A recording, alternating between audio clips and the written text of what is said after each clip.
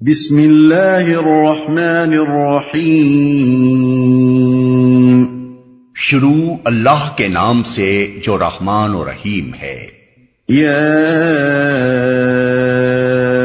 ایھا النبی لم تحرم ما احل اللہ لک تبتغی مرضات ازواجک واللہ غفور رحیم۔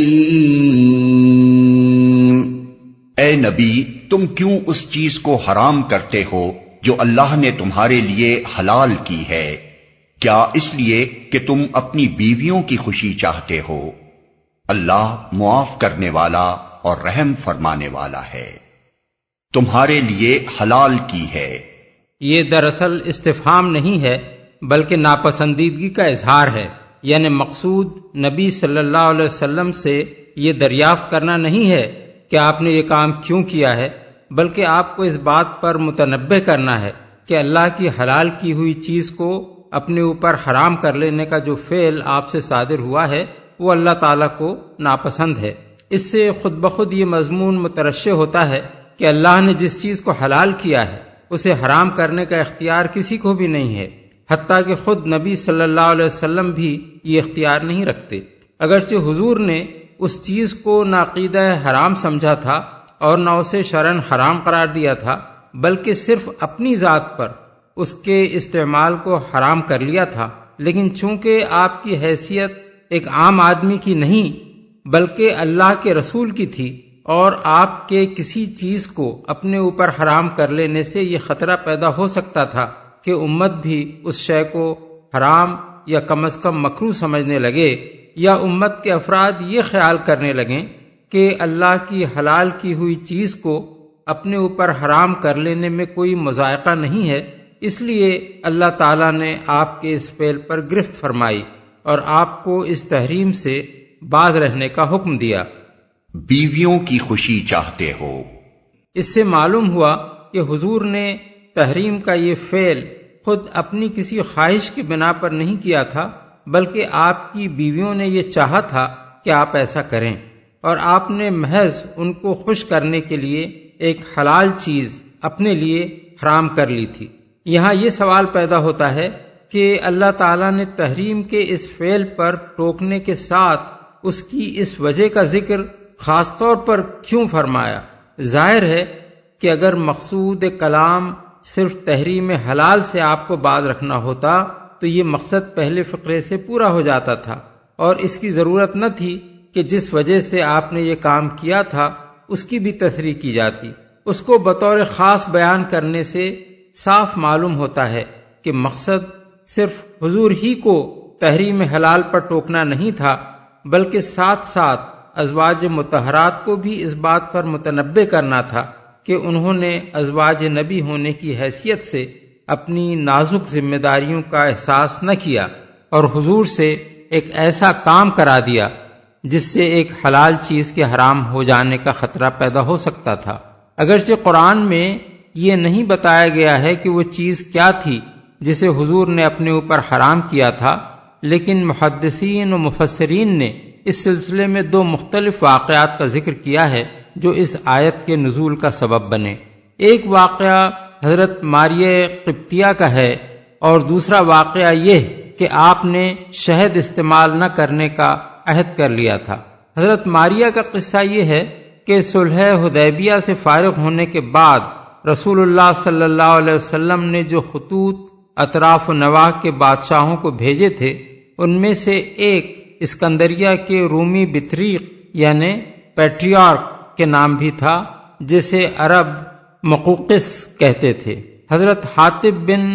ابی بلتع یہ نام گرامی لے کر جب اس کے پاس پہنچے تو اس نے اسلام تو قبول نہ کیا مگر ان کے ساتھ اچھی طرح پیش آیا اور جواب میں لکھا کہ مجھے یہ معلوم ہے کہ ایک نبی آنا بھی باقی ہے، لیکن میرا خیال یہ ہے کہ وہ شام میں نکلے گا، تاہم میں آپ کے ایلچی کے ساتھ احترام سے پیش آیا ہوں اور آپ کی خدمت میں 2 لڑکیاں بھیج رہا ہوں جو قبطیوں میں بڑا مرتبہ رکھتی ہیں۔ بحوالہ ابن سعد۔ ان لڑکیوں میں سے ایک سیرین تھیں اور دوسری ماریہ، عیسائی حضرت مریم کو ماریا یعنی میری کہتے ہیں۔ مصر سے واپسی پر راستے میں حضرت حاطب نے دونوں کے سامنے اسلام پیش کیا اور وہ ایمان لے آئیں۔ رسول اللہ صلی اللہ علیہ وسلم کی خدمت میں حاضر ہوئیں تو آپ نے سیرین کو حضرت حسان بن ثابت کی ملک یمین میں دے دیا اور حضرت ماریا کو اپنے حرم میں داخل فرمایا۔ ذی الحجہ سن 8 ہجری میں انہی کے بطن سے حضور کے صاحبزادے ابراہیم پیدا ہوئے بحوالہ الاستیعاب اور الاصابہ۔ یہ خاتون نہایت خوبصورت تھیں۔ حافظ ابن حجر نے الاصابہ میں ان کے متعلق حضرت عائشہ کا یہ قول نقل کیا ہے کہ مجھے کسی عورت کا آنا اس قدر ناگوار نہ ہوا جتنا ماریا کا آنا ہوا تھا، کیونکہ وہ حسین و جمیل تھیں اور حضور کو بہت پسند آئی تھیں۔ ان کے بارے میں متعدد طریقوں سے جو قصہ احادیث میں نقل ہوا ہے وہ مختصراً یہ ہے کہ ایک روز رسول اللہ صلی اللہ علیہ وسلم حضرت حفصہ کے مکان میں تشریف لے گئے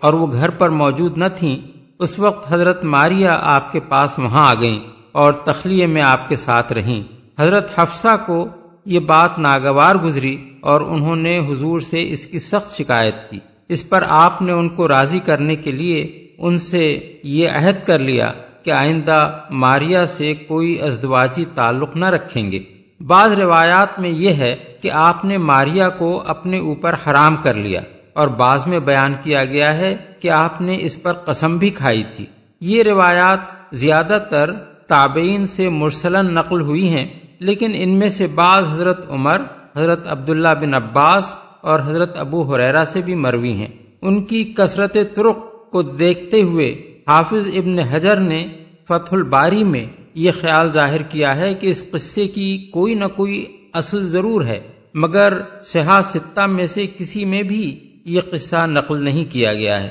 نسائی میں حضرت انس سے صرف اتنی بات منقول ہے کہ حضور کی ایک لونڈی تھی جس سے آپ تمتع فرماتے تھے، پھر حضرت حفصہ اور حضرت عائشہ آپ کے پیچھے پڑ گئیں، یہاں تک کہ آپ نے اسے اپنے اوپر حرام کر لیا۔ اس پر یہ آیت نازل ہوئی کہ اے نبی، تم کیوں اس چیز کو حرام کرتے ہو جسے اللہ نے تمہارے لیے حلال کیا ہے۔ دوسرا واقعہ بخاری، مسلم، ابو داؤد، نسائی اور دوسری متعدد کتب حدیث میں خود حضرت عائشہ سے جس طرح نقل ہوا ہے اس کا خلاصہ یہ ہے کہ رسول اللہ صلی اللہ علیہ وسلم بالعموم ہر روز عصر کے بعد تمام ازواج مطہرات کے ہاں چکر لگاتے تھے۔ ایک موقع پر ایسا ہوا کہ آپ حضرت زینب بنت جہش کے ہاں جا کر زیادہ دیر تک بیٹھنے لگے، کیونکہ ان کے ہاں کہیں سے شہد آیا ہوا تھا اور حضور کو شیرینی بہت پسند تھی، اس لیے آپ ان کے ہاں شہد کا شربت نوش فرماتے تھے۔ حضرت عائشہ کا بیان ہے کہ مجھ کو اس پر رشک لاحق ہوا اور میں نے حضرت حفصہ، حضرت سودا اور حضرت صفیہ سے مل کر یہ طے کیا کہ ہم میں سے جس کے پاس بھی آپ آئیں وہ آپ سے یہ کہے کہ آپ کے منہ سے مغافیر کی بو آتی ہے۔ مغافیر ایک قسم کا پھول ہوتا ہے جس میں کچھ بساند ہوتی ہے، اور اگر شہد کی مکھی اس سے شہد حاصل کرے تو اس کے اندر بھی اس بساند کا اثر آ جاتا ہے۔ یہ بات سب کو معلوم تھی کہ حضور نہایت نفاست پسند ہیں اور آپ کو اس سے سخت نفرت ہے کہ آپ کے اندر کسی قسم کی بدبو پائی جائے، اس لیے آپ کو حضرت زینب کے ہاں ٹھہرنے سے روکنے کی خاطر یہ تدبیر کی گئی اور یہ کارگر ہوئی۔ جب متعدد بیویوں نے آپ سے کہا کہ آپ کے منہ سے مغافیر کی بو آتی ہے تو آپ نے عہد کر لیا کہ اب یہ شہد استعمال نہیں فرمائیں گے۔ ایک روایت میں آپ کے الفاظ یہ ہیں، فلن اعود لہ وقد حلفت، اب میں ہرگز اسے نہ پیوں گا، میں نے قسم کھا لی ہے۔ دوسری روایت میں صرف فلن اعود لہ کے الفاظ ہیں، وقد حلفت کا ذکر نہیں ہے۔ اور ابن عباس سے جو روایت ابن المنذر، ابن ابی حاتم، طبرانی اور ابن مردویہ نے نقل کی ہے، اس میں یہ الفاظ ہیں کہ واللہ لا اشربہ، یعنی خدا کی قسم میں اسے نہ پیوں گا۔ اکابر اہل علم نے ان دونوں قصوں میں سے اسی دوسرے قصے کو صحیح قرار دیا ہے اور پہلے قصے کو ناقابل اعتبار ٹھہرایا ہے۔ امام نسائی کہتے ہیں کہ شہد کے معاملے میں حضرت عائشہ کی حدیث نہایت صحیح ہے، اور حضرت ماریہ کو حرام کر لینے کا قصہ کسی عمدہ طریقے سے نقل نہیں ہوا ہے۔ قاضی عیاض کہتے ہیں صحیح یہ ہے کہ یہ آیت ماریہ کے معاملے میں نہیں بلکہ شہد کے معاملے میں نازل ہوئی ہے۔ قاضی ابو بکر ابن العربی بھی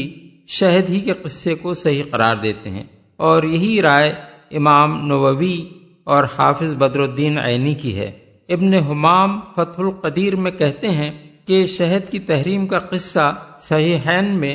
خود حضرت عائشہ سے مروی ہے، جن کے ساتھ یہ معاملہ پیش آیا تھا، اس لیے یہی زیادہ قابل اعتبار ہے۔ حافظ ابن کثیر کہتے ہیں صحیح بات یہ ہے کہ یہ آیت شہد کو اپنے اوپر حرام کر لینے کے بارے میں نازل ہوئی ہے۔ رحم فرمانے والا ہے، یعنی بیویوں کی خوشی کی خاطر ایک حلال چیز کو حرام کر لینے کا جو فعل آپ سے صادر ہوا ہے، یہ اگرچہ آپ کے اہم ترین ذمہ دارانہ منصب کے لحاظ سے مناسب نہ تھا، لیکن یہ کوئی گناہ بھی نہ تھا کہ اس پر مواخذہ کیا جائے، اس لیے اللہ تعالیٰ نے صرف ٹوک کر اس کی اصلاح کر دینے پر اکتفا فرمایا اور آپ کی اس لغزش کو معاف کر دیا۔ قد فرض الله لكم تحلة أيمانكم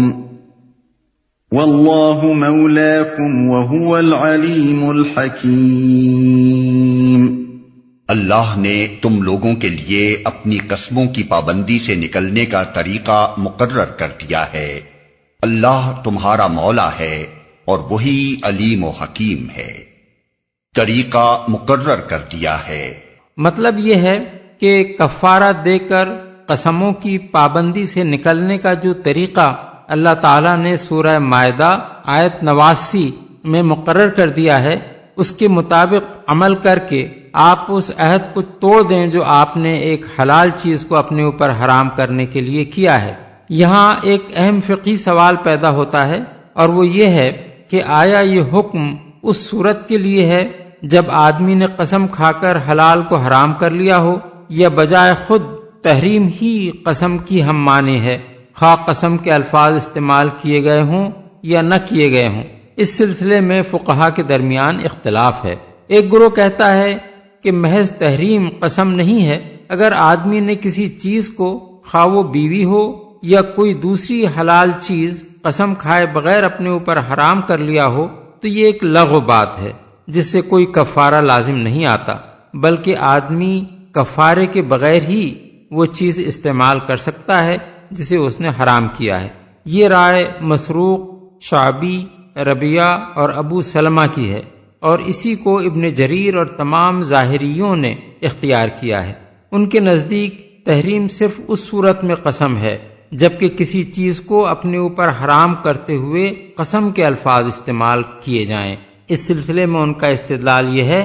کہ رسول اللہ صلی اللہ علیہ وسلم نے چونکہ حلال چیز کو اپنے لیے حرام کرنے کے ساتھ قسم بھی کھائی تھی، جیسا کہ متعدد روایات میں بیان ہوا ہے، اس لیے اللہ تعالیٰ نے حضور سے فرمایا کہ ہم نے قسموں کی پابندی سے نکلنے کا جو طریقہ مقرر کر دیا ہے اس پر آپ عمل کریں۔ دوسرا گروہ کہتا ہے کہ قسم کے الفاظ استعمال کیے بغیر کسی چیز کو حرام کر لینا بجائے خود قسم تو نہیں ہے، مگر بیوی کا معاملہ اس سے مستثنا ہے۔ دوسری اشیاء مثلا کسی کپڑے یا کھانے کو آدمی نے اپنے اوپر حرام کر لیا ہو تو یہ لغو ہے، کوئی کفارہ دیے بغیر آدمی اس کو استعمال کر سکتا ہے۔ لیکن اگر بیوی یا لونڈی کے لیے اس نے کہا ہو کہ اس سے مباشرت میرے اوپر حرام ہے تو وہ حرام تو نہ ہوگی، مگر اس کے پاس جانے سے پہلے کفارہ یمین لازم آئے گا۔ یہ رائے شافعیہ کی ہے بحوالہ مغنی المحتاج، اور اسی سے ملتی جلتی رائے مالکیہ کی بھی ہے بحوالہ احکام القرآن لابن العربی۔ تیسرا گروہ کہتا ہے کہ تحریم بجائے خود قسم ہے، خواہ قسم کے الفاظ استعمال نہ کیے گئے ہوں۔ یہ رائے حضرت ابو بکر صدیق، حضرت عائشہ، حضرت عمر، حضرت عبداللہ بن مسعود، حضرت عبداللہ بن عمر، حضرت زید بن ثابت اور حضرت عبداللہ بن عباس رضی اللہ عنہم کی ہے۔ اگرچہ ابن عباس سے ایک دوسری رائے بخاری میں یہ نقل ہوئی ہے کہ اذا حرم امرأتہ فلیس بشیء، یعنی اگر آدمی نے اپنی بیوی کو حرام کیا ہو تو یہ کچھ نہیں ہے، مگر اس کی توجیہ یہ کی گئی ہے کہ ان کے نزدیک یہ طلاق نہیں بلکہ قسم ہے اور اس پر کفارہ ہے، کیونکہ بخاری، مسلم اور ابن ماجہ میں ابن عباس کا یہ قول نقل ہوا ہے کہ حرام قرار دینے کی صورت میں کفارہ ہے، اور نسائی میں روایت ہے کہ ابن عباس سے جب یہ مسئلہ پوچھا گیا تو انہوں نے کہا وہ تیرے اوپر حرام تو نہیں ہے مگر تجھ پر کفارہ لازم ہے۔ اور ابن جریر کی روایت میں ابن عباس کے الفاظ یہ ہیں، اگر لوگوں نے اپنے اوپر کسی چیز کو حرام کیا ہو جسے اللہ نے حلال کیا ہے تو ان پر لازم ہے کہ اپنی قسموں کا کفارہ ادا کریں۔ یہی رائے حسن بصری، عطا، طاؤس، سلیمان بن یسار، ابن جبیر اور قتادہ کی ہے، اور اسی رائے کو حنفیہ نے اختیار کیا ہے۔ امام ابو بکر جساس کہتے ہیں کہ آیت لما تحرم ما احل اللہ لک کے ظاہر الفاظ اس بات پر دلالت نہیں کرتے کہ رسول اللہ صلی اللہ علیہ وسلم نے تحریم کے ساتھ ساتھ قسم بھی کھائی تھی، اس لیے یہ ماننا پڑے گا کہ تحریم ہی قسم ہے، کیونکہ اس کے بعد اللہ تعالیٰ نے اسی تحریم کے معاملے میں قسم کا کفارہ واجب فرمایا۔ آگے چل کر پھر کہتے ہیں ہمارے اصحاب یعنی حنفیہ نے تحریم کو اس صورت میں قسم قرار دیا ہے جبکہ اس کے ساتھ طلاق کی نیت نہ ہو۔ اگر کسی شخص نے بیوی کو حرام کہا تو گویا اس نے یہ کہا کہ خدا کی قسم میں تیرے قریب نہیں آؤں گا، اس لیے وہ ایلا کا مرتکب ہوا۔ اور اگر کسی نے کسی کھانے پینے کی چیز وغیرہ کو اپنے لیے حرام قرار دیا تو گویا اس نے یہ کہا کہ خدا کی قسم میں وہ چیز استعمال نہ کروں گا، کیونکہ اللہ تعالیٰ نے پہلے یہ فرمایا کہ آپ اس چیز کو کیوں حرام کرتے ہیں جسے اللہ نے آپ کے لیے حلال کیا ہے، اور پھر فرمایا کہ اللہ نے تم لوگوں کے لیے قسموں کی پابندی سے نکلنے کا طریقہ مقرر کر دیا ہے۔ اس طرح اللہ تعالیٰ نے تحریم کو قسم قرار دیا، اور تحریم کا لفظ اپنے مفہوم اور حکم شرعی میں قسم کا ہم معنی ہو گیا۔ اس مقام پر فائدہ عام کے لیے یہ بتا دینا بھی مناسب معلوم ہوتا ہے کہ بیوی کو اپنے اوپر حرام کرنے اور بیوی کے سوا دوسری چیزوں کو حرام کر لینے کے معاملے میں فقہا کے نزدیک شرعی حکم کیا ہے۔ حنفیہ کہتے ہیں کہ اگر طلاق کی نیت کے بغیر کسی شخص نے بیوی کو اپنے لیے حرام کیا ہو یا قسم کھائی ہو کہ اس سے مقاربت نہ کرے گا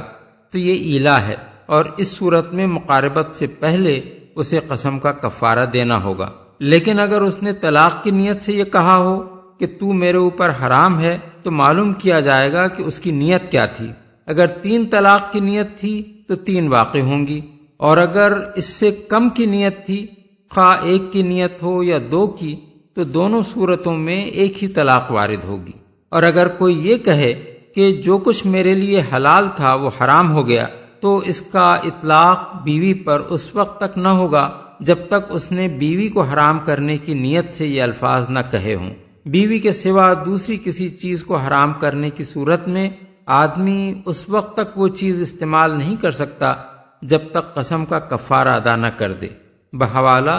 بدائع الصنائع، ہدایہ،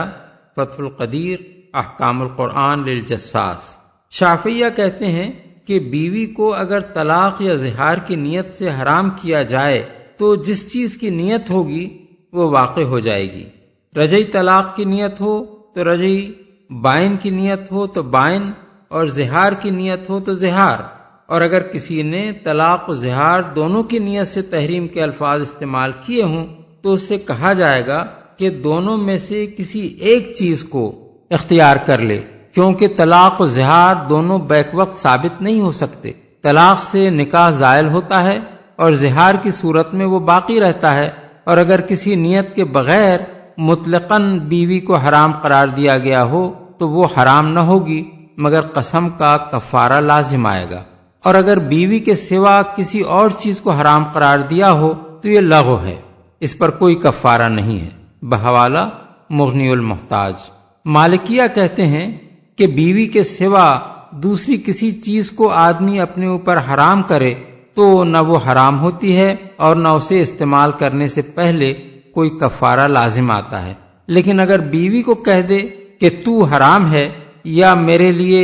حرام ہے یا میں تیرے لیے حرام ہوں، تو خواہ مدخولہ سے یہ بات کہے یا غیر مدخولہ سے، ہر صورت میں یہ 3 طلاق ہیں، الا یہ کہ اس نے 3 سے کم کی نیت کی ہو۔ اسبغ کا قول ہے کہ اگر کوئی یوں کہے کہ جو کچھ مجھ پر حلال تھا وہ حرام ہے، تو جب تک وہ بیوی کو مستثنیٰ نہ کرے اس سے بیوی کی تحریم بھی لازم آ جائے گی۔ المدونہ میں مدخولہ اور غیر مدخولہ کے درمیان فرق کیا گیا ہے۔ مدخولہ کو حرام کہہ دینے سے 3 ہی طلاقیں پڑیں گی، خواہ نیت کچھ بھی ہو، لیکن غیر مدخولہ کے معاملے میں اگر نیت کم کی ہو تو جتنی طلاقوں کی نیت کی گئی ہے اتنی ہی پڑیں گی، اور کسی خاص تعداد کی نیت نہ ہو تو پھر یہ 3 طلاقیں ہوں گی۔ بحوالہ حاشیۃ الدسوقی۔ قاضی ابن العربی نے احکام القرآن میں اس مسئلے کے متعلق امام مالک کے 3 قول نقل کیے ہیں۔ ایک یہ کہ بیوی کی تحریم 1 طلاق بائن ہے، دوسرا یہ کہ یہ 3 طلاق ہیں، تیسرا یہ کہ مدخولہ کے معاملے میں تو یہ بہرحال 3 طلاقیں ہیں، البتہ غیر مدخولہ کے معاملے میں ایک کی نیت ہو تو 1 ہی طلاق پڑے گی۔ پھر کہتے ہیں کہ صحیح یہ ہے کہ بیوی کی تحریم 1 ہی طلاق ہے، کیونکہ اگر آدمی حرام کہنے کے بجائے طلاق کا لفظ استعمال کرے اور کسی تعداد کا تعین نہ کرے تو 1 ہی طلاق واقع ہوگی۔ امام احمد بن حنبل سے اس مسئلے میں 3 مختلف اقوال منقول ہوئے ہیں۔ ایک یہ کہ بیوی کی تحریم یا حلال کو مطلقاً اپنے لیے حرام قرار دینا زہار ہے، خواہ زہار کی نیت ہو یا نہ ہو۔ دوسرا یہ کہ یہ طلاق کا صحیح کنایہ ہے اور اس سے 3 طلاقیں واقع ہو جاتی ہیں، خواہ نیت 1 ہی کی ہو۔ اور تیسرا قول یہ ہے کہ یہ قسم ہے الا یہ کہ آدمی نے طلاق یا زہار میں سے کسی کی نیت کی ہو، اور اس صورت میں جو نیت بھی کی گئی ہو وہی واقع ہوگی۔ ان میں سے پہلا قول ہی مذہب حنبلی میں مشہور ترین ہے۔ بحوالہ الانصاف۔ علیم و حکیم ہے، یعنی اللہ تمہارا آقا اور تمہارے معاملات کا متولی ہے، وہ زیادہ بہتر جانتا ہے کہ تمہاری بھلائی کس چیز میں ہے، اور جو احکام بھی اس نے دیے ہیں سراسر حکمت کی بنا پر دیے ہیں۔ پہلی بات ارشاد فرمانے کا مطلب یہ ہے کہ تم خود مختار نہیں ہو بلکہ اللہ کے بندے ہو، اور وہ تمہارا آقا ہے، اس لیے اس کے مقرر کیے ہوئے طریقوں میں رد و بدل کرنے کا اختیار تم میں سے کسی کو حاصل نہیں ہے۔ تمہارے لیے حق یہی ہے کہ اپنے معاملات اس کے حوالے کر کے بس اس کی اطاعت کرتے رہو۔ دوسری بات ارشاد فرمانے سے یہ حقیقت ذہن نشین کرائی گئی ہے کہ اللہ نے جو طریقے اور قوانین مقرر کیے ہیں وہ سب علم و حکمت پر مبنی ہیں۔ جس چیز کو حلال کیا ہے علم و حکمت کی بنا پر حلال کیا ہے، اور جسے حرام قرار دیا ہے اسے بھی علم و حکمت کی بنا پر حرام قرار دیا ہے۔ یہ کوئی الٹپ کام نہیں ہے کہ جسے چاہا حلال کر دیا اور جسے چاہا حرام ٹھہرا دیا۔ لہذا جو لوگ اللہ پر ایمان رکھتے ہیں انہیں یہ سمجھنا چاہیے کہ علیم و حکیم ہم نہیں ہیں بلکہ اللہ ہے، اور ہماری بھلائی اسی میں ہے کہ ہم اس کے دیے ہوئے احکام کی پیروی کریں۔ وَإِذْ أَسَرَّ النَّبِيُّ إِلَى بَعْضِ أَزْوَاجِهِ حَدِيثًا فَلَمَّا نَبَّأَتْ بِهِ وَأَظْهَرَهُ اللَّهُ عَلَيْهِ عَرَّفَ بَعْضَهُ وَأَعْرَضَ عَن بَعْضٍ فَلَمَّا نَبَّأَهَا بِهِ قَالَتْ مَنْ أَنبَأَكَ هَذَا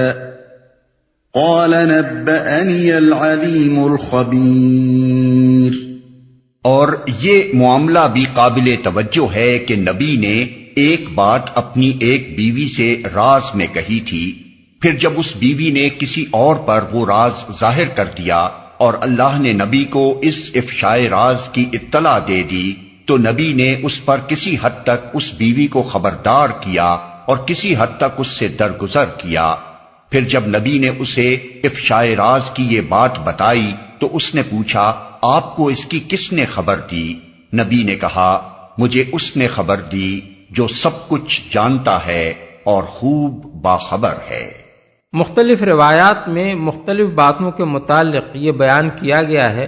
کہ فلاں بات تھی جو حضور نے اپنی ایک بیوی سے راز میں کہی تھی، اور ان بیوی نے ایک دوسری بیوی سے اس کا ذکر کر دیا، لیکن ہمارے نزدیک اول تو اس کا کھوج لگانا صحیح نہیں ہے، کیونکہ راز کے افشا کرنے پر ہی تو اللہ تعالیٰ یہاں ایک بیوی کو ٹوک رہا ہے، پھر ہمارے لیے کیسے صحیح ہو سکتا ہے کہ ہم اس کی ٹٹول کریں اور اسے کھولنے کی فکر میں لگ جائیں؟ دوسرے، جس مقصد کے لیے یہ آیت نازل ہوئی ہے اس کے لحاظ سے یہ سوال سرے سے کوئی اہمیت نہیں رکھتا کہ وہ راز کی بات تھی کیا۔ مقصود کلام سے اس کا کوئی تعلق ہوتا تو اللہ تعالیٰ اسے خود بیان فرما دیتا۔ اصل غرض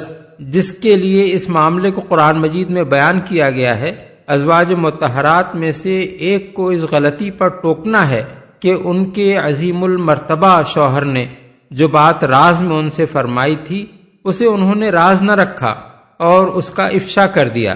یہ محض ایک نجی معاملہ ہوتا جیسا دنیا کے عام میاں اور بیوی کے درمیان ہوا کرتا ہے، تو اس کی کوئی ضرورت نہ تھی کہ اللہ تعالیٰ براہ راست وحی کے ذریعے سے حضور کو اس کی خبر کر دیتا، اور پھر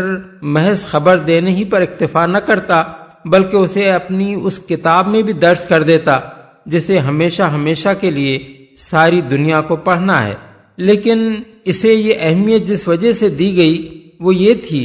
کہ وہ بیوی کسی معمولی شوہر کی نہ تھیں بلکہ اس عظیم ہستی کی بیوی تھیں جسے اللہ تعالیٰ نے انتہائی اہم ذمہ داری کے منصب پر مامور فرمایا تھا، جسے ہر وقت کفار و مشرکین اور منافقین کے ساتھ ایک مسلسل جہاد سے سابقہ درپیش تھا، جس کی قیادت میں کفر کی جگہ اسلام کا نظام برپا کرنے کے لیے ایک زبردست جد و جہد ہو رہی تھی۔ ایسی ہستی کے گھر میں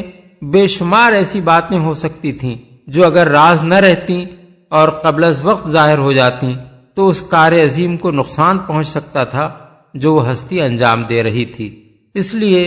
جب اس گھر کی ایک خاتون سے پہلی مرتبہ یہ کمزوری صادر ہوئی کہ اس نے ایک ایسی بات کو جو راز میں اس سے کہی گئی تھی کسی اور پر ظاہر کر دیا، اگرچہ وہ کوئی غیر نہ تھا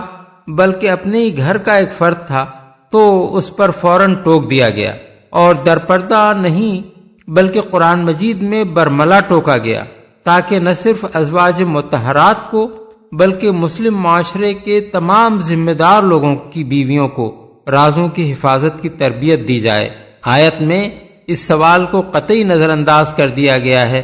کہ جس راز کی بات کو افشا کیا گیا تھا وہ کوئی خاص اہمیت رکھتی تھی یا نہیں، اور اس کے افشا سے کسی نقصان کا خطرہ تھا یا نہیں۔ گرفت بجائے خود اس امر پر کی گئی ہے کہ راز کی بات کو دوسرے سے بیان کر دیا گیا، اس لیے کہ کسی ذمہ دار ہستی کے گھر والوں میں اگر یہ کمزوری موجود ہو کہ وہ رازوں کی حفاظت میں تساہل برتیں تو آج ایک غیر اہم راز افشا ہوا ہے، کل کوئی اہم راز افشا ہو سکتا ہے۔ جس شخص کا منصب معاشرے میں جتنا زیادہ ذمہ دارانہ ہوگا اتنے ہی زیادہ اہم اور نازک معاملات اس کے گھر والوں کے علم میں آئیں گے، ان کے ذریعے سے راز کی باتیں دوسروں تک پہنچ جائیں تو کسی وقت بھی یہ کمزوری کسی بڑے خطرے کی موجب بن سکتی ہے۔ إن تتوبا إلى الله فقد صغت قلوبكما وإن تظاهرا عليه فإن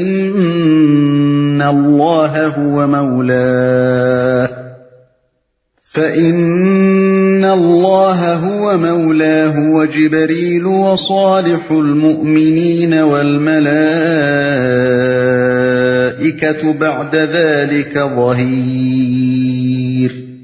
اگر تم دونوں اللہ سے توبہ کرتی ہو تو یہ تمہارے لیے بہتر ہے، کیونکہ تمہارے دل سیدھی راہ سے ہٹ گئے ہیں، اور اگر نبی کے مقابلے میں تم نے باہم جتھا بندی کی تو جان رکھو کہ اللہ اس کا مولا ہے، اور اس کے بعد جبریل اور تمام صالح اہل ایمان اور سب ملائکہ اس کے ساتھی اور مددگار ہیں، سیدھی راہ سے ہٹ گئے ہیں۔ اصل الفاظ ہیں قد صغت قلوبکما۔ صغو عربی زبان میں مڑ جانے اور ٹیڑھا ہو جانے کے معنی میں بولا جاتا ہے۔ شاہ ولی اللہ صاحب نے اس فقرے کا ترجمہ کیا ہے ہر آئینہ کج شدہ است دل شما، اور شاہ رفیع الدین صاحب کا ترجمہ یہ ہے کج ہو گئے ہیں دل تمہارے۔ حضرات عبداللہ بن مسعود عبداللہ بن عباس، سفیان ثوری اور ضحاک نے اس کا مفہوم بیان کیا ہے، زاغت قلوبکما، یعنی تمہارے دل راہ راست سے ہٹ گئے ہیں۔ امام رازی اس کی تشریح میں کہتے ہیں، عدلت و مالت عن الحق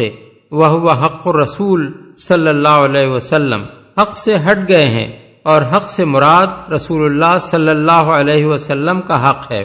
اور علامہ آلوسی کی تشریح یہ ہے، مالت عن الواجب من موافقتہ صلی اللہ علیہ وسلم بحب ما یحبہ وکراہت ما یکرہہ الی مخالفتہ،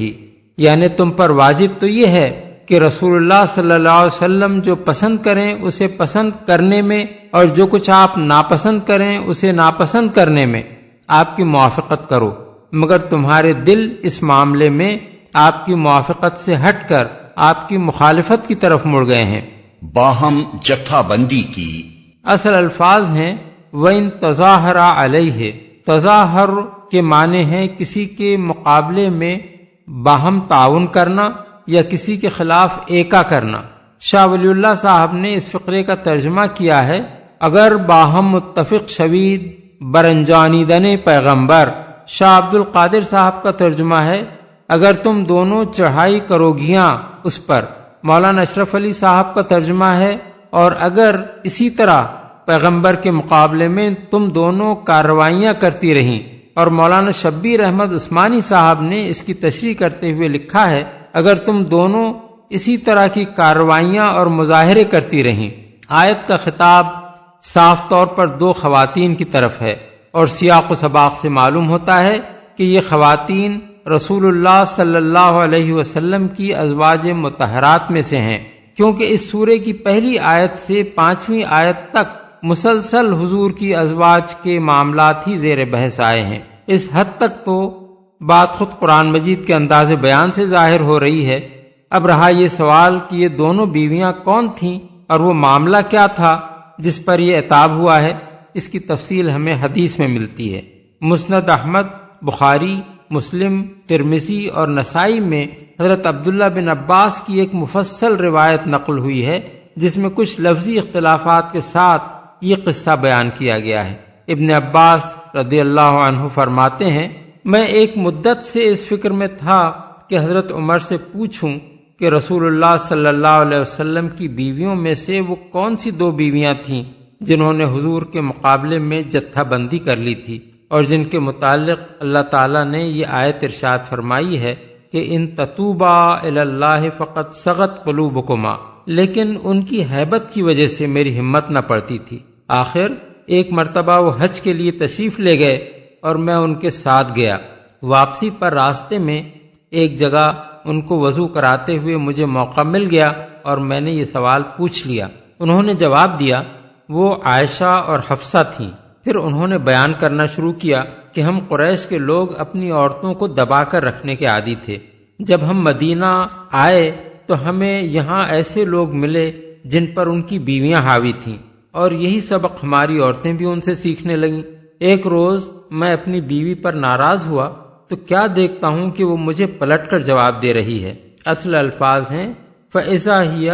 تُرَاجِعُنِي، مجھے یہ بہت ناگوار ہوا کہ وہ مجھے پلٹ کر جواب دے۔ اس نے کہا، آپ اس بات پر کیوں بگڑتے ہیں کہ میں آپ کو پلٹ کر جواب دوں؟ خدا کی قسم، رسول اللہ صلی اللہ علیہ وسلم کی بیویاں حضور کو دو بدو جواب دیتی ہیں۔ اصل لفظ ہے لَيُرَاجِعْنَهُ، اور ان میں سے کوئی حضور سے دن دن بھر روٹھی رہتی ہے۔ بخاری کی روایت میں ہے کہ حضور اس سے دن بھر ناراض رہتے ہیں۔ یہ سن کر میں گھر سے نکلا اور حفصہ کے ہاں گیا، جو حضرت عمر کی بیٹی اور حضور کی بیوی تھیں۔ میں نے اس سے پوچھا، کیا تو رسول اللہ صلی اللہ علیہ وسلم کو دو بدو جواب دیتی ہے؟ اس نے کہا، ہاں۔ میں نے پوچھا، اور کیا تم میں سے کوئی دن دن بھر حضور سے روٹھی رہتی ہے؟ بخاری کی روایت میں ہے کہ حضور دن بھر اس سے ناراض رہتے ہیں۔ اس نے کہا، ہاں۔ میں نے کہا، نامراد ہو گئی اور گھاٹے میں پڑ گئی وہ عورت جو تم میں سے ایسا کرے۔ کیا تم میں سے کوئی اس بات سے بے خوف ہو گئی ہے کہ اپنے رسول کے غضب کی وجہ سے اللہ اس پر غضبناک ہو جائے اور وہ ہلاکت میں پڑ جائے؟ رسول اللہ صلی اللہ علیہ وسلم کے ساتھ کبھی زبان درازی نہ کر۔ یہاں بھی وہی الفاظ ہیں، لا تراجعی، اور نہ ان سے کسی چیز کا مطالبہ کر۔ میرے مال سے تیرا جو جی چاہے مانگ لیا کر۔ تو اس بات سے کسی دھوکے میں نہ پڑ کہ تیری پڑوسن، مرادیں حضرت عائشہ، تجھ سے زیادہ خوبصورت اور رسول اللہ صلی اللہ علیہ وسلم کو زیادہ محبوب ہے۔ اس کے بعد میں وہاں سے نکل کر ام سلمہ کے پاس پہنچا جو میری رشتہ دار تھیں، اور میں نے اس معاملے میں ان سے بات کی۔ انہوں نے کہا، ابن خطاب، تم بھی عجیب آدمی ہو، ہر معاملے میں تم نے دخل دیا، یہاں تک کہ اب رسول اللہ صلی اللہ علیہ وسلم اور ان کی بیویوں کے معاملے میں بھی دخل دینے چلے ہو۔ ان کی اس بات نے میری ہمت توڑ دی۔ پھر ایسا ہوا کہ میرا ایک انصاری پڑوسی رات کے وقت میرے گھر آیا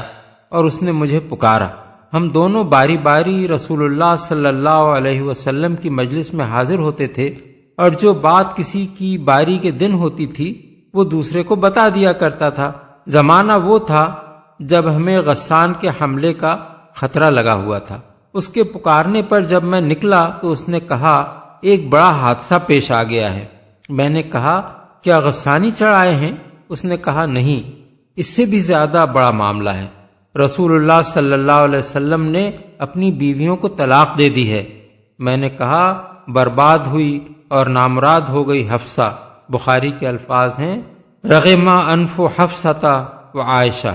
مجھے پہلے ہی اندیشہ تھا کہ یہ ہونے والی بات ہے۔ اس کے آگے کا قصہ ہم نے چھوڑ دیا ہے، جس میں حضرت عمر نے بتایا ہے کہ دوسرے روز صبح حضور کی خدمت میں جا کر انہوں نے کس طرح حضور کا غصہ ٹھنڈا کرنے کی کوشش کی۔ اس قصے کو ہم نے مسند احمد اور بخاری کی روایات سے جمع کر کے مرتب کیا ہے۔ اس میں حضرت عمر نے مراجعت کا لفظ جو استعمال کیا ہے اسے لغوی معنی میں نہیں لیا جا سکتا، بلکہ سیاق و سباق خود بتا رہا ہے کہ یہ لفظ دو بدو جواب دینے کے معنی میں استعمال ہوا ہے۔ اور حضرت عمر کا اپنی بیٹی سے یہ کہنا، لا تراجعی رسول اللہ، صاف طور پر اس معنی میں ہے کہ حضور سے زبان درازی نہ کیا کر۔ اس ترجمے کو بعض لوگ غلط کہتے ہیں، اور ان کا اعتراض یہ ہے کہ مراجعت کا ترجمہ پلٹ کر جواب دینا یا دو بدو جواب دینا تو صحیح ہے،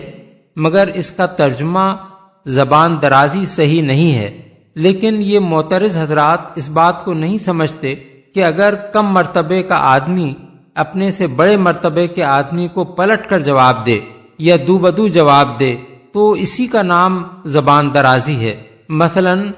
باپ اگر بیٹے کو کسی بات پر ڈانٹے یا اس کے کسی فعل پر ناراضی کا اظہار کرے اور بیٹا اس پر ادب سے خاموش رہنے یا معذرت کرنے کے بجائے پلٹ کر جواب دینے پر اتر آئے تو اس کو زبان درازی کے سوا اور کچھ نہیں کہا جا سکتا۔ پھر جب یہ معاملہ باپ اور بیٹے کے درمیان نہیں بلکہ اللہ کے رسول اور امت کے کسی فرد کے درمیان ہو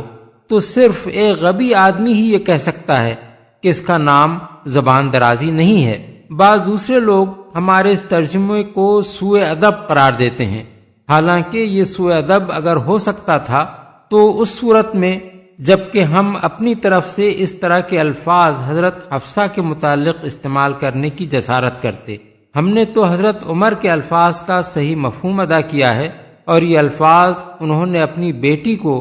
اس کے قصور پر سرزنش کرتے ہوئے استعمال کیے ہیں۔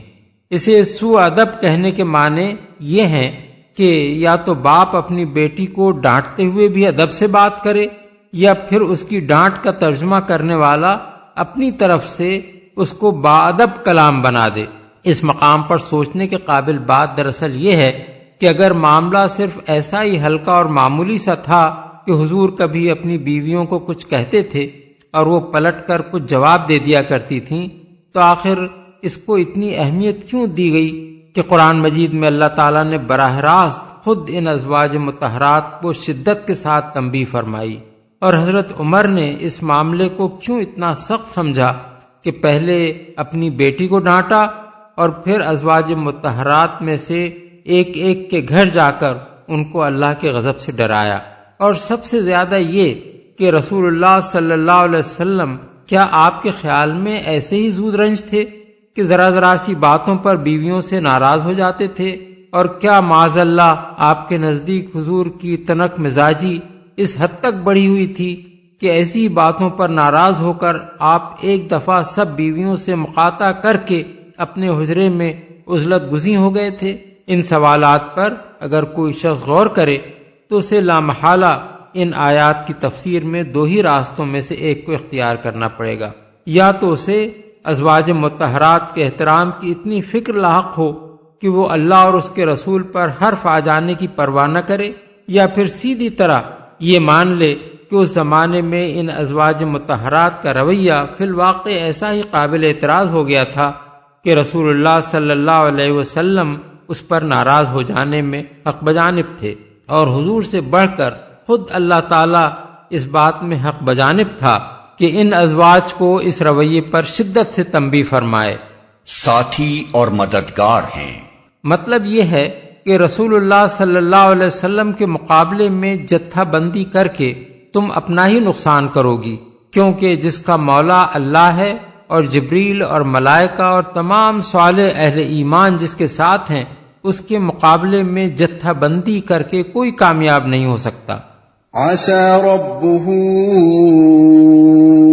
إن طلقكن أن يبدله أزواجا خيرا منكن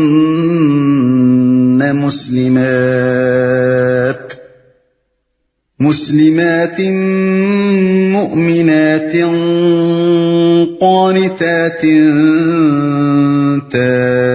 تائبات عابدات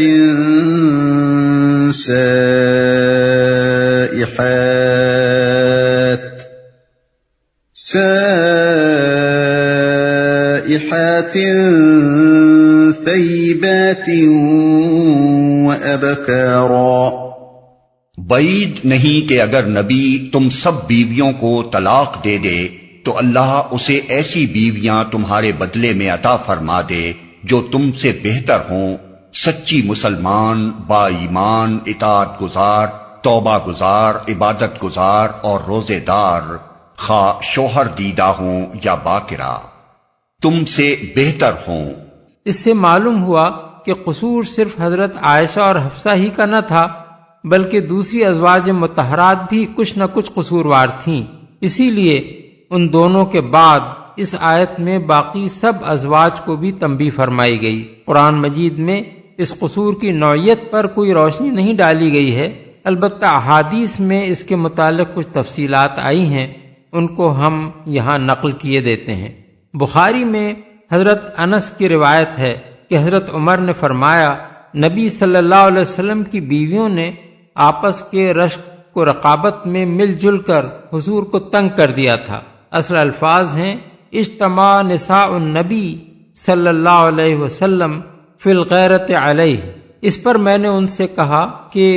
بعید نہیں اگر حضور تم کو طلاق دے دیں تو اللہ تم سے بہتر بیویاں آپ کو عطا فرما دے۔ ابن ابی حاتم نے حضرت انس کے حوالے سے حضرت عمر کا بیان ان الفاظ میں نقل کیا ہے، مجھے خبر پہنچی کہ امہات المومنین اور نبی صلی اللہ علیہ وسلم کے درمیان کچھ ناچاقی ہو گئی ہے۔ اس پر میں ان میں سے ایک ایک کے پاس گیا اور ان سے کہا کہ تم رسول اللہ صلی اللہ علیہ وسلم کو تنگ کرنے سے باز آ جاؤ، ورنہ اللہ تمہارے بدلے تم سے بہتر بیویاں حضور کو عطا فرما دے گا۔ یہاں تک کہ جب میں امہات المومنین میں سے آخری کے پاس گیا، اور یہ بخاری کی ایک روایت کے بموجب حضرت ام سلمہ تھیں، تو انہوں نے مجھے جواب دیا، اے عمر، کیا رسول اللہ صلی اللہ علیہ وسلم عورتوں کی نصیحت کے لیے کافی نہیں ہیں کہ تم انہیں نصیحت کرنے چلے ہو؟ اس پر میں خاموش ہو گیا، اور اس کے بعد اللہ تعالیٰ نے یہ آیت نازل فرمائی۔ مسلم میں حضرت عبداللہ بن عباس کی روایت ہے کہ حضرت عمر نے ان سے بیان کیا کہ جب نبی صلی اللہ علیہ وسلم نے اپنی بیویوں سے علیحدگی اختیار فرما لی تو میں مسجد نبوی میں پہنچا، دیکھا کہ لوگ متفکر بیٹھے ہوئے کنکریاں اٹھا اٹھا کر گرا رہے ہیں اور آپس میں کہہ رہے ہیں کہ رسول اللہ صلی اللہ علیہ وسلم نے اپنی بیویوں کو طلاق دے دی ہے۔ اس کے بعد حضرت عمر نے حضرت عائشہ اور حفصہ کے ہاں اپنے جانے اور ان کو نصیحت کرنے کا ذکر کیا، پھر فرمایا کہ کہ میں رسول اللہ صلی اللہ علیہ وسلم کی خدمت میں حاضر ہوا اور میں نے عرض کیا بیویوں کے معاملے میں آپ کیوں پریشان ہوتے ہیں؟ اگر آپ ان کو طلاق دے دیں تو اللہ آپ کے ساتھ ہے، سارے ملائکہ اور جبریل و میکائیل آپ کے ساتھ ہیں، اور میں اور ابو بکر اور سب اہل ایمان آپ کے ساتھ ہیں۔ میں اللہ کا شکر بجا لاتا ہوں کہ کم ہی ایسا ہوا ہے کہ میں نے کوئی بات کہی ہو اور اللہ سے یہ امید نہ رکھی ہو کہ وہ میرے قول کی تصدیق فرما دے گا۔ چنانچہ اس کے بعد سورہ تحریم کی یہ آیات نازل ہو گئیں۔ پھر میں نے حضور سے پوچھا کیا آپ نے بیویوں کو طلاق دے دی ہے؟ حضور نے فرمایا نہیں۔ اس پر میں نے مسجد نبوی کے دروازے پر کھڑے ہو کر بآواز بلند اعلان کیا کہ حضور نے اپنی بیویوں کو طلاق نہیں دی ہے۔ بخاری میں حضرت انس سے اور مسند احمد میں حضرت عبداللہ بن عباس، حضرت عائشہ اور حضرت ابو ہریرہ سے یہ روایات منقول ہوئی ہیں کہ حضور نے 1 مہینے تک اپنی بیویوں سے علیحدہ رہنے کا عہد فرما لیا تھا اور اپنے بالا خانے میں بیٹھ گئے تھے۔ 29 دن گزر جانے پر جبریل علیہ السلام نے آ کر کہا آپ کی قسم پوری ہو گئی ہے، مہینہ مکمل ہو گیا۔ حافظ بدر الدین عینی نے عمدۃ القاری میں حضرت عائشہ کے حوالے سے یہ بات نقل کی ہے کہ ازواج مطہرات کی 2 پارٹیاں بن گئی تھیں، ایک میں خود حضرت عائشہ اور حضرت حفصہ، حضرت سودا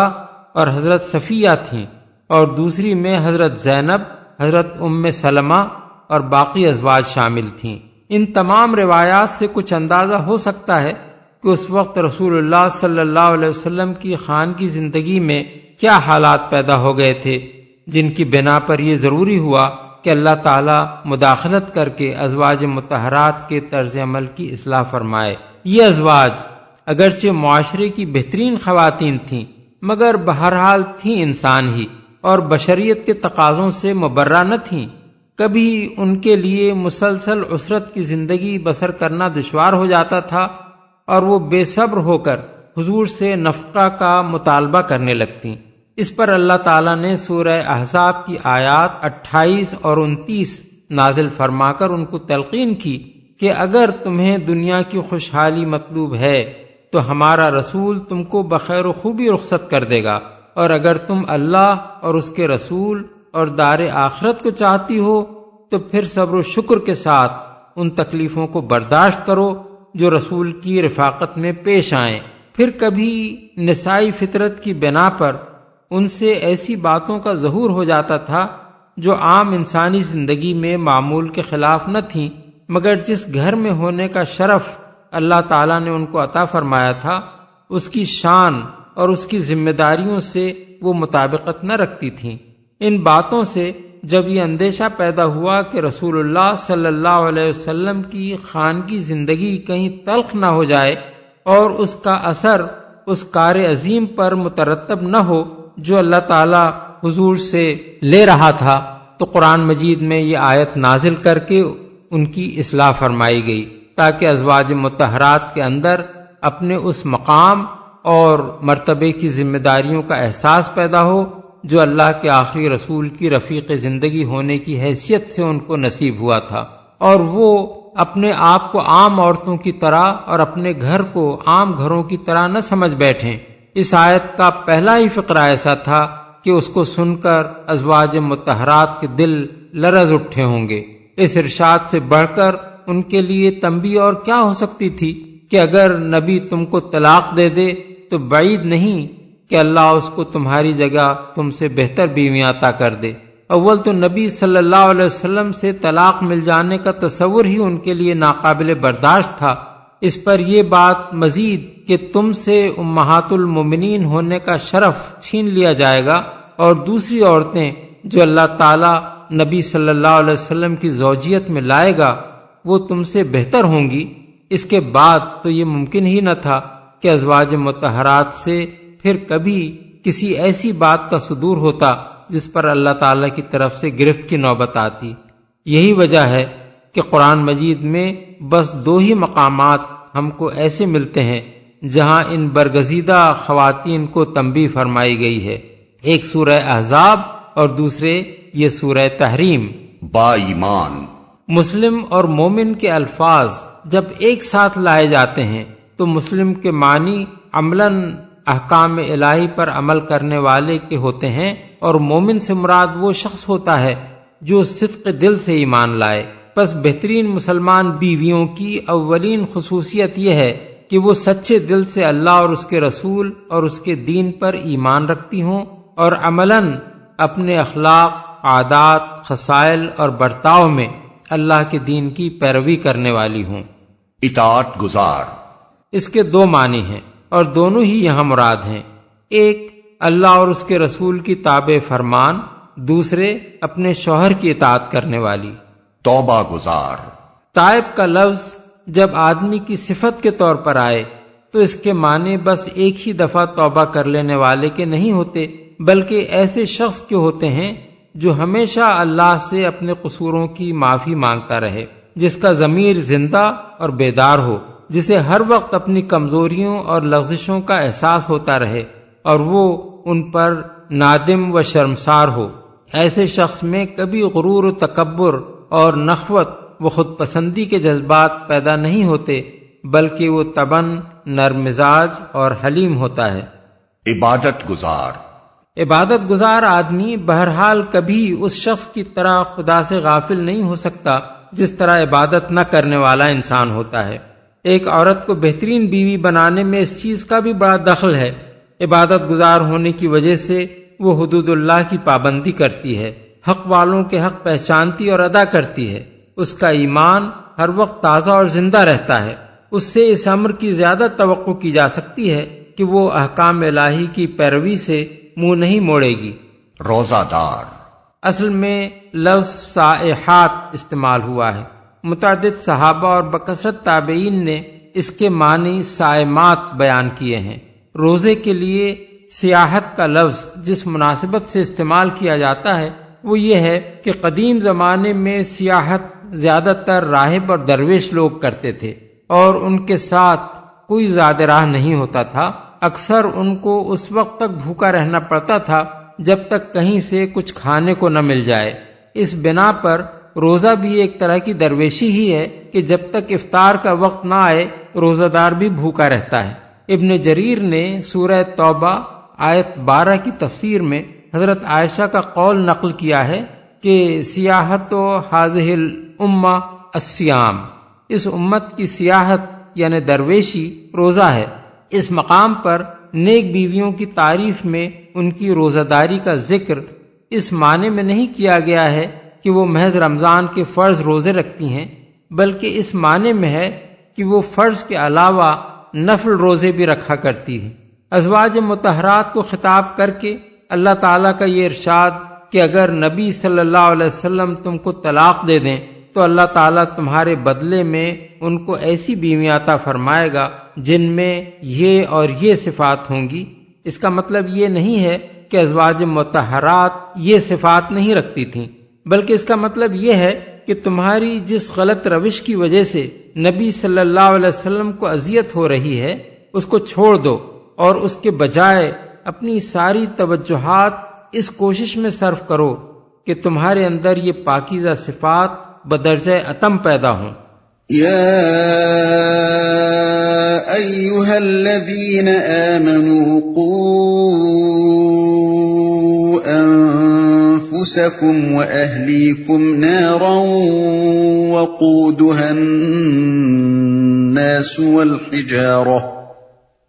وقودها الناس والحجارة عليها ملائكة غلاظ شداد لا يعصون الله ما أمرهم ويفعلون ما يؤمرون۔ اے لوگو جو ایمان لائے ہو، بچاؤ اپنے آپ کو اور اپنے اہل و عیال کو اس آگ سے جس کا ایندھن انسان اور پتھر ہوں گے، جس پر نہایت تند خو اور سخت گیر فرشتے مقرر ہوں گے جو کبھی اللہ کے حکم کی نافرمانی نہیں کرتے اور جو حکم بھی انہیں دیا جاتا ہے اسے بجا لاتے ہیں۔ انسان اور پتھر ہوں گے، یہ آیت بتاتی ہے کہ ایک شخص کی ذمہ داری صرف اپنی ذات ہی کو خدا کے عذاب سے بچانے کی کوشش تک محدود نہیں ہے، بلکہ اس کا کام یہ بھی ہے کہ نظام فطرت نے جس خاندان کی سربراہی کا بار اس پر ڈالا ہے اس کو بھی وہ اپنی حد استطاعت تک ایسی تعلیم و تربیت دے جس سے وہ خدا کے پسندیدہ انسان بنے، اور اگر وہ جہنم کی راہ پر جا رہے ہوں تو جہاں تک بھی اس کے بس میں ہو ان کو اس سے روکنے کی کوشش کرے۔ اس کو صرف یہی فکر نہیں ہونی چاہیے کہ اس کے بال بچے دنیا میں خوشحال ہوں، بلکہ اس سے بھی بڑھ کر اسے یہ فکر ہونی چاہیے کہ وہ آخرت میں جہنم کا ایندھن نہ بنے۔ بخاری میں حضرت عبداللہ بن عمر کی روایت ہے کہ رسول اللہ صلی اللہ علیہ وسلم نے فرمایا، تم میں سے ہر ایک راعی ہے اور ہر ایک اپنی رعیت کے معاملے میں جواب دہ ہے۔ حکمراں راعی ہے اور وہ اپنی رعیت کے معاملے میں جواب دہ ہے۔ مرد اپنے گھر والوں کا راعی ہے اور وہ ان کے بارے میں جواب دہ ہے، اور عورت اپنے شوہر کے گھر اور بچوں کی راعی ہے اور وہ ان کے بارے میں جواب دہ ہے۔ جہنم کا ایندھن پتھر ہوں گے، اس سے مراد غالباً پتھر کا کوئلہ ہے۔ ابن مسعود، ابن عباس، مجاہد، امام محمد الباقر اور سدی کہتے ہیں کہ یہ گندھک کے پتھر ہوں گے، اسے بجا لاتے ہیں، یعنی ان کو جو سزا بھی کسی مجرم پر نافذ کرنے کا حکم دیا جائے گا اسے جوں کا توں نافذ کریں گے اور ذرا رحم نہ کھائیں گے۔ یا ایھا الذین کفروا لا تعتذروا اليوم انما تجزون ما کنتم تعملون۔ اس وقت کہا جائے گا کہ اے کافرو، آج معذرتیں پیش نہ کرو، تمہیں تو ویسا ہی بدلہ دیا جا رہا ہے جیسے تم عمل کر رہے تھے۔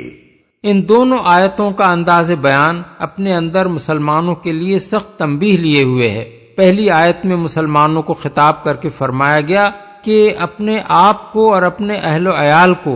اس خوفناک عذاب سے بچاؤ، اور دوسری آیت میں فرمایا گیا کہ جہنم میں عذاب دیتے وقت کافروں سے یہ کہا جائے گا۔ اس سے خود بخود یہ مضمون مترشح ہوتا ہے کہ مسلمانوں کو دنیا میں وہ طرز عمل اختیار کرنے سے بچنا چاہیے جس کی بدولت آخرت میں ان کا انجام کافروں کے ساتھ ہو۔